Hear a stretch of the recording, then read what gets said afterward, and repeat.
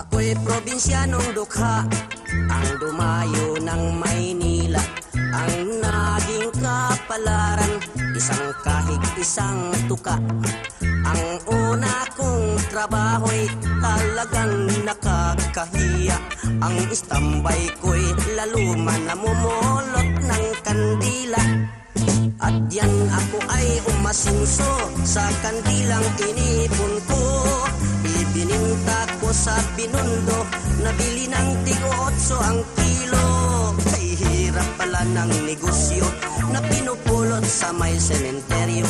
Ang naging bahay kong bungalo ay laging dinadalaw ng multo.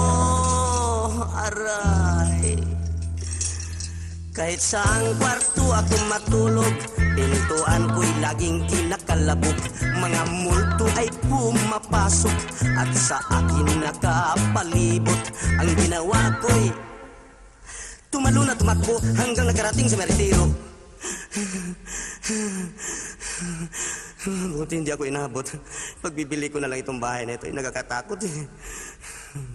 At ngayon ang aking bungalow bininta ko, pati multo.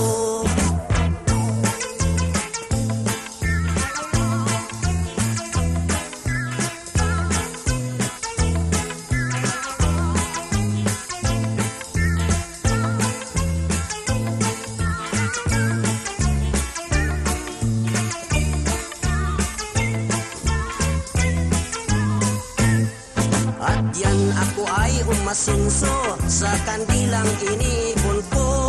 Ibininta ko sa Binondo, nabili ng tig-8 ang kilo. Kay hirap pala ng negosyo na pinupulot sa may sementeryo. Ang naging bahay kong bungalo ay laging dinadalaw ng multo. Aray, kahit saang kwarto ako matulog, pintuan ko'y laging kinakalabog. Mga multo ay pumapasok at sa akin nakapalibot. Ang ginawa ko'y tumalon na tumakbo hanggang nakarating sa meritero. Mabuti hindi ako inabot. Pagbibili ko na talaga itong bahay na ito, nagkakatakot eh. At ngayon ang aking bungalow bininta ko, pati multo.